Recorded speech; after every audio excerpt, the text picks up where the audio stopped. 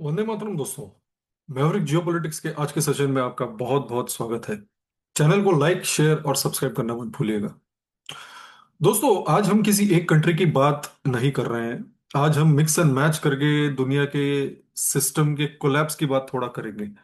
क्योंकि जिस हिसाब से जियोपॉलिटिक्स आज बदल रही है, उस हिसाब से हमको समझना पड़ेगा कि दुनिया में क्या चल रहा था। किस तरीके से इन्होंने अपना ही सिस्टम खुद ही बदल के रख दिया। कनाडा के पीएम ने चार गालियां दे दी कल डोनाल्ड ट्रम्प को davos में। वर्ल्ड इकोनॉमिक फोरम, मतलब ये एक सर्कस है वर्ल्ड इकोनॉमिक फोरम। आप देखिए, फॉलो कीजिए। मैं भी उसके अपडेट्स लाऊंगा। It's a complete circus. आपने ग्रेट बॉम्बे सर्कस देखा होगा, रशियन सर्कस देखा होगा, जंबो दिल्ली सर्कस देखा होगा, पता नहीं सर्कस के अलग अलग नाम। ये है world Economic forum circus. Seriously it's circus. और जिस हिसाब से यहाँ पे वर्ल्ड लीडर्स एक दूसरे के ऊपर कीचड़ उछाल रहे हैं, गालियां दे रहे हैं, एफ ऑफ करके बात कर रहे हैं, एफ ओ। मैं तो शॉर्टकट में बोल रहा हूँ, आप समझ जाइए क्या है। बस इट्स क्रेजी।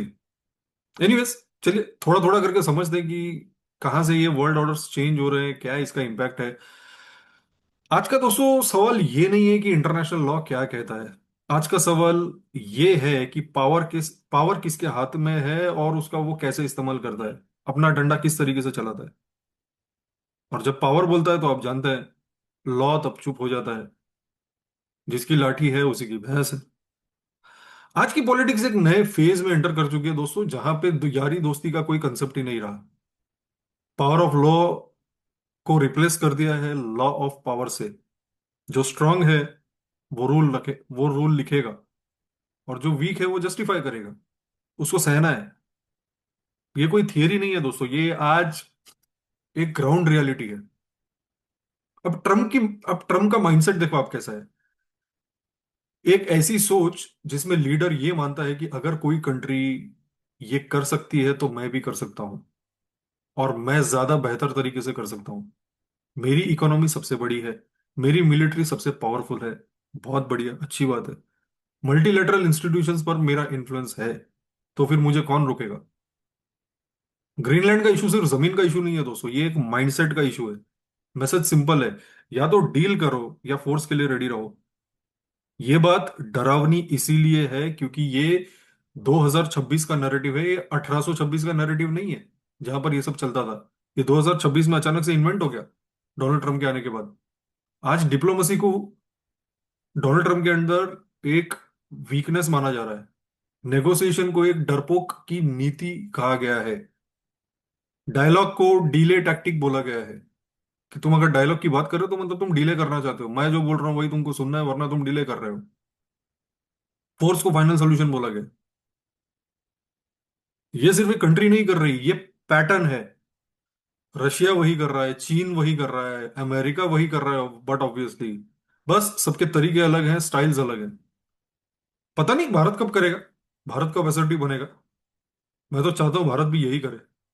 जब हर कोई अपना चला रहा है, जब दुनिया की टॉप 3 मिलिट्रीज यही चीज कर रही है, अमेरिका, रूस और चीन, भारत क्यों पीछे रहे यार।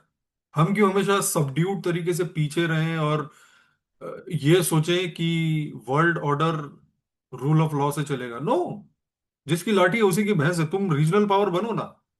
भारत रीजनल पावर बनना चाहिए उस हिसाब से। क्यों नहीं बनता भारत। मैं तो समझ नहीं पाता। कभी कभी मोदी जी को और असर्टिवली बात करनी चाहिए कि भैया तेरे को अगर मेरे साथ डील करनी है, मेरे देश के साथ डील करनी है, मेरे देश में धंधा करना है, तो ये सब चीजें मुझे चाहिए जियो पोलिटिकली।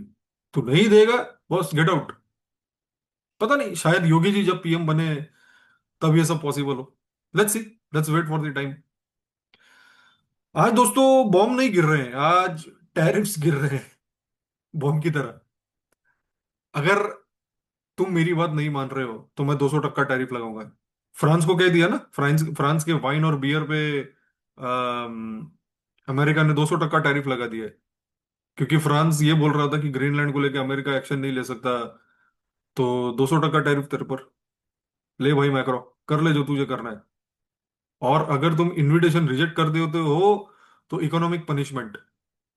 ये फ्रेंडशिप नहीं है दोस्तों, ये एक सबमिशन का एक्सपेक्टेशन है डोनाल्ड ट्रम्प से कि तुम सबमिट कर दो।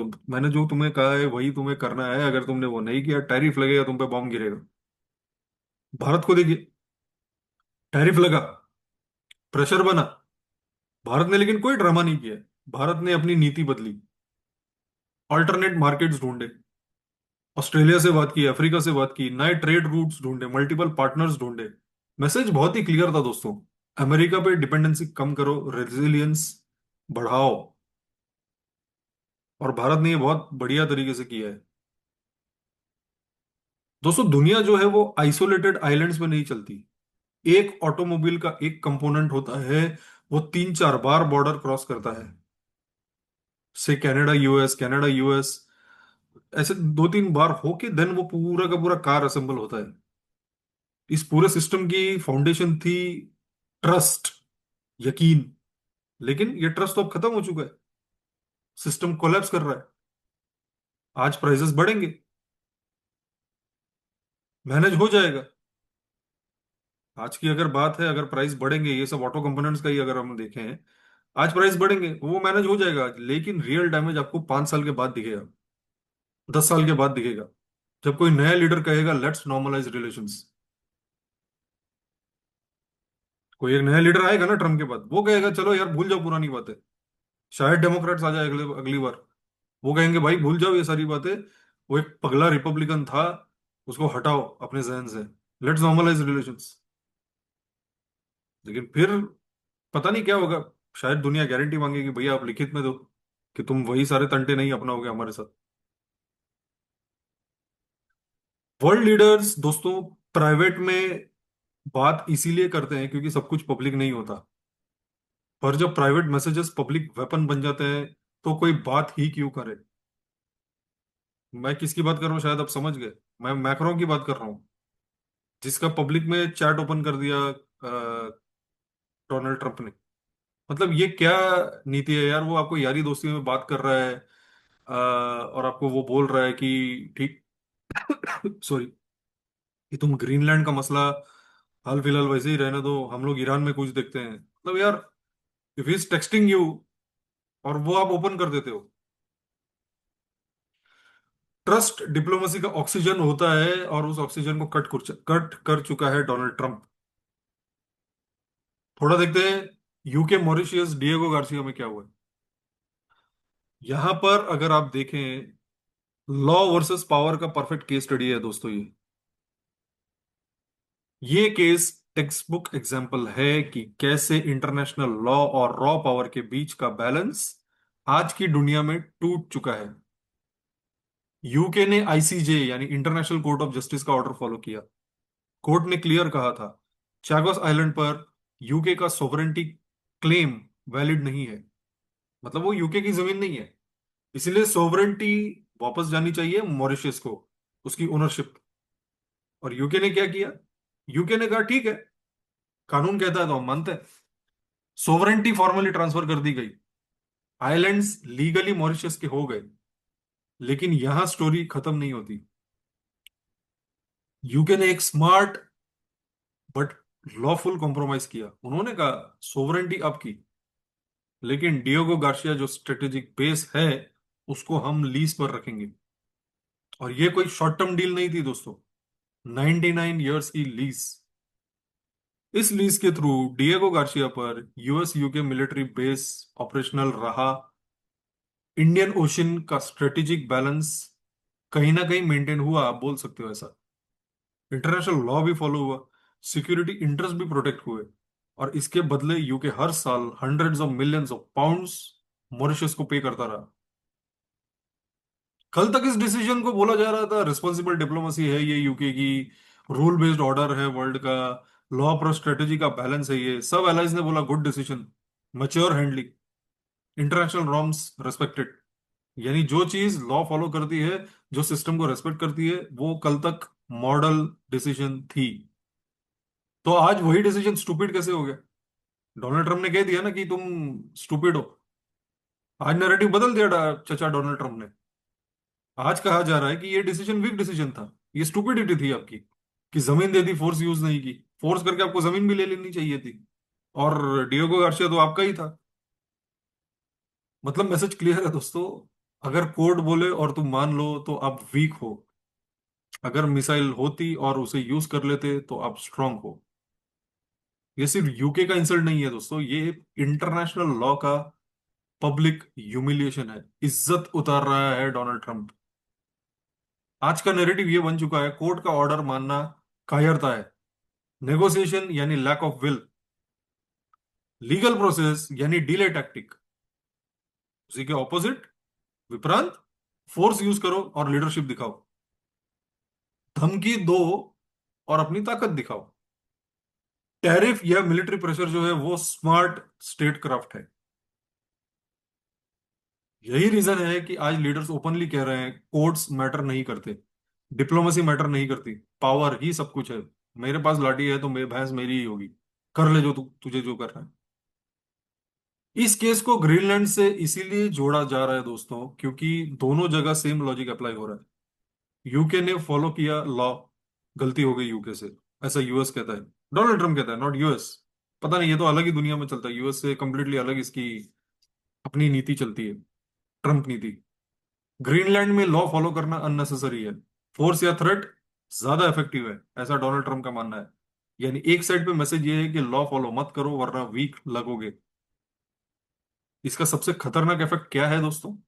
अगर कल कोई और कंट्री ये बोले कि कोर्ट का ऑर्डर है पर हम नहीं मानेंगे, यूएन ने तो बोला है पर हमें फर्क नहीं पड़ता, कौन रोकेगा? आज यूके को स्टूपिड बोला जा रहा है क्योंकि उसने लॉ फॉलो किया। कल कोई और कंट्री भी बोलेगी हम भी लॉ फॉलो नहीं करेंगे, भारत बोलेगा मुझे कश्मीर चाहिए, what ever it is. UN में रेजोल्यूशन भारत के फेवर में है, 1947 में ही फेवर में आ चुका था, 47 48 में ही फेवर में आ चुका था। I will go and apply force, मैं पूरा का पूरा पीओजे के खींच लूंगा अपनी तरफ, कर लो जो करना है, हम भी लॉ फॉलो नहीं करेंगे। और यहीं से दोस्तों world order, rule based system के रूल बेस्ड सिस्टम से वो जंगल का कानून बन जाएगा। अब देखो क्या होता है। अगर अगर कल चीन ने कह दिया बॉस मैं ताइवान को लेके कुछ वेट नहीं करूंगा, I will go and invade Taiwan, तुमने वेनेजुएला में कर लिया, तुम ग्रीनलैंड करने जा रहे हो, मैं ताइवान कर लूंगा। रशिया यूक्रेन को लेने के चक्कर में 25% जमीन घेर चुका है उसकी, तो मैं ताइवान भी ले लूंगा। भारत को भी ये करना चाहिए, मैं तो कहता हूं। कश्मीर का पूरा हिस्सा नहीं लेना चाहिए, लेकिन गिलगिट बाल्टिस्तान तो लेना चाहिए, राइट? ये यूके, मॉरिशियस और डिएगो गार्सिया का जो दोस्तों जो केस है, ये प्रूफ क्लियरली प्रूव करता है कि प्रॉब्लम लॉ में नहीं है, प्रॉब्लम पावर के नैरेटिव में है। आज लॉ को वीकनेस बना दिया गया है और फोर्स को ही सही माना गया है। चलो मैं ये बात मान लेता हूं दोस्तों कि ग्रीनलैंड स्ट्रेटेजिकली इंपॉर्टेंट है, आर्कटिक रीजन इंपॉर्टेंट है, शिपिंग रूट्स बहुत ज्यादा इंपॉर्टेंट है, फ्यूचर रिसोर्सेज भी बहुत ज्यादा इंपॉर्टेंट है। रशिया और चाइना का आर्कटिक प्रेजेंस भी एक फैक्टर है। मैंने कल इस पे एक वीडियो बनाया था, आप उसे देख सकते हैं। इस पर कोई इस पर कोई डिबेट नहीं है। पर मेरा असली सवाल ये है, अगर ग्रीनलैंड इतना ही क्रिटिकल था तो पिछले 20-30 सालों में क्या हुआ? अगर ग्रीनलैंड नेशनल सिक्योरिटी के लिए एक एग्जिस्टेंशियल थ्रेट जोन था, तो फिर 30 से ज्यादा मिलिट्री बेसेस क्यों बंद किए गए? हजारों सोल्जर्स विड्रॉ क्यों किए गए? परमानेंट इंफ्रा क्यों डिसमेंटल किया गया? ये डिसीजंस किसी और ने नहीं लिए थे, ये खुद लिए गए स्ट्रेटेजिक डिसीजंस थे आपके। और ये कल की बात नहीं है, ये डेकेड लॉन्ग विड्रॉल था। तो अचानक जो पास्ट में हुआ भूल जाओ, जो मैं आज कर रहा हूं वही सही है। एक तरफ आज ये नैरेटिव है कि अगर हम ग्रीनलैंड में प्रेजेंट नहीं रहे तो रशियंस आ जाएंगे, चीनी आ जाएंगे। पर दूसरी तरफ रियलिटी ये है दोस्तों कि ये लोग खुद कहते हैं कि हम खुद वहां से हट गए थे, इन्होंने खुद ही विड्रॉ किया था ना, बेसिस बंद किए, मैन पावर कम की, क्यों किया फिर? दैट मीन्स आपकी मनमर्जी पे चल रहा है सब कुछ। थ्रेट रियल था या कन्वीनियंट बनाया जा रहा है रशिया और चीन का? आप समझ सकते हैं, मैंने कल वीडियो में बताया कि किस तरीके से $15 ट्रिलियन के जो मिनरल्स हैं, रेयर अर्थ्स है, उस पर नजर है। आज के टाइम पे ग्रीनलैंड सिर्फ एक फंक्शनल बेस बचा है, और उसमें भी आपके रिड्यूस्ड पर्सोनल हैं, जो लोग हैं वो कम है। अगर थ्रेट इतना इमिनेंट था तो बिल्डअप होना चाहिए था, ड्रॉ डाउन नहीं होना चाहिए था। सिक्योरिटी लॉजिक ये कहता है कि जब डेंजर बढ़ता है तो प्रेजेंस बढ़ता है। यहाँ तो उल्टा हुआ है ग्रीनलैंड के केस में। यानी कल जो मैंने बात की वो सही है। और फिर आज बोला जा रहा है कि वैक्यूम क्रिएट हो गया है, पर वैक्यूम क्रिएट किसने किया? क्या डेनमार्क ने किया? क्या ग्रीनलैंड ने किया? किसी और पावर ने किया? No, you created the vacuum. आपने किया, डेलिबरेट विड्रॉल के थ्रू। और अब उसी वैक्यूम को एक्सक्यूज बना के कहा जा रहा है कि आइलैंड दे दो, वरना फोर्स यूज करेंगे। दोस्तों, ये सिक्योरिटी कंसर्न नहीं है, ये सिक्योरिटी आर्ग्यूमेंट का मिसयूज है। पहले खुद इंटरेस्ट कम करो, फिर बोलो अब इंटरेस्ट क्रिटिकल हो गया है। इसको स्ट्रेटेजी नहीं कहते, इसको अपॉर्चुनिज्म कहते हैं। अगेन, जो ताकतवर है वो सही है, might is right. Greenland legally और पॉलिटिकली डेनमार्क के अंडर आता है। और डेनमार्क कोई हॉस्टाइल स्टेट भी नहीं है, वो तो एलाई है, वो तो नेटो मेंबर है। तो फिर क्वेश्चन और ज्यादा सीरियस हो जाता है, अगर एलाइज की सोवरेनिटी भी सिक्योर नहीं है तो बाकी दुनिया क्या सोचेगी? Denmark is a NATO member, वो तो फाउंडिंग मेंबर्स में से है, डेनमार्क। अगर तुम उसकी जमीन घेर रहे हो तो तुम दुश्मनों को क्या मैसेज दे रहे हो अपने? ये तो दोस्त है तुम्हारे। अगर आज ये और अगर आज लॉजिक ये हो जाए कि स्ट्रेटेजिक इंटरेस्ट है इसीलिए सोवरेनिटी इररिलेवेंट है आपकी, तो कल कोई और बोलेगा कि मेरे मेरे इंटरेस्ट के लिए तुम्हारा टेरिटरी इंपॉर्टेंट है, और फिर कोई भी बॉर्डर सेफ नहीं होगा फिर तो। ग्रीनलैंड का इशू सिक्योरिटी से कम और प्रेसिडेंट से ज्यादा रिलेटेड है।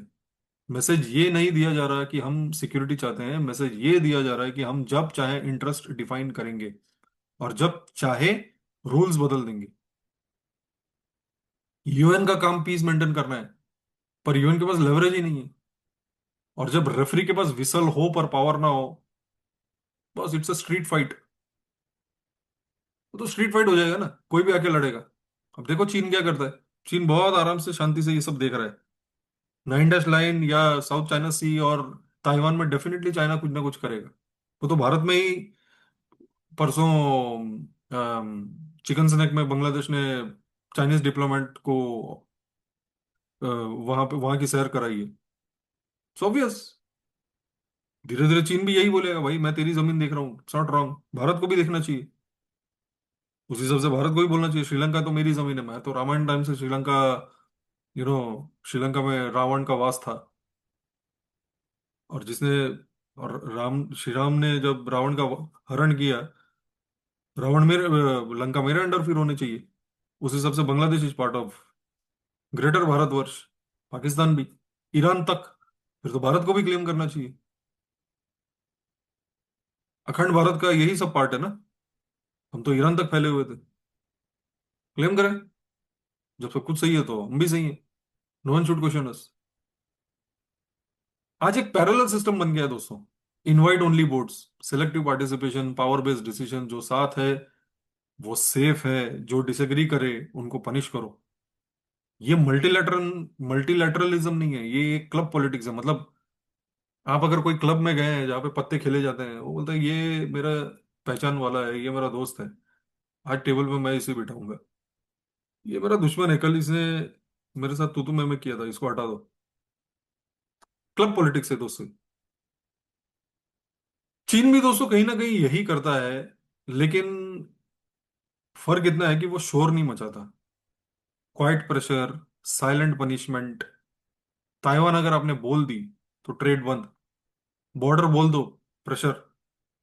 देखिए अरुणाचल के केस में उसने क्या प्रेशर डाला है भारत पर। वो जो लेडी आई थी उसको डिटेन कर लिया था। चीन के भी मेथड सेम है दोस्तों, खाली पीआर थोड़ा अलग है उसका। इस पूरे ग्लोबल केओस का एक सीधा और प्रैक्टिकल रिजल्ट ये है दोस्तों कि दुनिया अब सिंगल पिलर स्ट्रेटेजी पे भरोसा नहीं कर रही। जब एक बड़ा प्लेयर अनप्रेडिक्टेबल हो जाता है तो बाकी कंट्रीज नेचुरली रिस्क डाइवर्सिफाई करने लगती हैं। इसीलिए यूरोपियन यूनियन और इंडिया के बीच जो ट्रेड एग्रीमेंट लगभग 25 सालों से नेगोशिएट हो रही थी, वो अचानक फास्ट ट्रैक हो गई। जो चीज कल तक too complicated, too sensitive, politically difficult थी, आज वही चीज स्ट्रेटेजिक नेसेसिटी बन गई है। जियोपॉलिटिक्स में दोस्तों जब कंफर्ट खत्म हो जाता है तो हेजिटेशन भी खत्म हो जाती है। और याद रखिए, फियर पैनिक नहीं क्रिएट करता, फियर क्लैरिटी क्रिएट क्रिएट करता है कि मैं बहुत ही क्लियर हूं कि भाई मुझे अभी इसी के साथ जाना है। एमबीजेड Mohammed bin Zayed Al Nahyan is very clear कि भारत मेरा पार्टनर होगा। मेरा पार्टनर कोई यूरोपियन कंट्री नहीं होगा, मेरा पार्टनर कोई अमेरिका नहीं होगा, चीन नहीं होगा, मेरा पार्टनर होगा Bharat. He was very clear. जब डर मन में होता है, ही ही वॉज वेरी क्लियर, उसको क्लियरली दिख गया कि बस ये मेरा पार्टनर है। और इसी क्लैरिटी ने भारत और यूरोपियन यूनियन को एक दूसरे के करीब ला के खड़ा कर दिया है। कोई भी कंट्री दोस्तों अकेले ग्लोबल सप्लाई चेन नहीं चला सकती। मेक अमेरिका ग्रेट अगेन बिल्कुल करो, अच्छी बात है। हम भी बोलेंगे make India great again, make in India. पर दुनिया को आप एनिमी बना के तो ग्रेटनेस नहीं आएगी ना। आपको दुनिया को साथ तो लेके चलना पड़ेगा।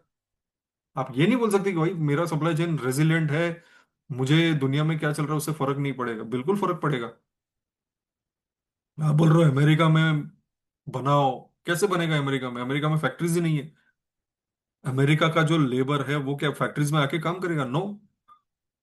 उनका जो डिजाइन था फैक्ट्री का, वो तो पिछले 70 सालों में बदल चुका है। अमेरिका में अगर आप फैक्ट्री लगाने जाओगे और लोगों को बोलोगे कि बॉस यहाँ पे मैं अंडर मागा या मेक अमेरिका ग्रेट अगेन मैं यहाँ पर फैक्ट्रीज लगाऊंगा, आपको बोलूंगा काम कर रहे, कोई नहीं आएगा। No American citizen will work. उसे आदत ही नहीं है। उसे पता ही नहीं फैक्ट्री में काम करना क्या होता है।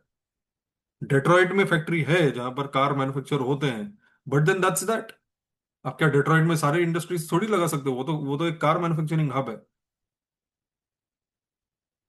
कहाँ से लाओगे आप?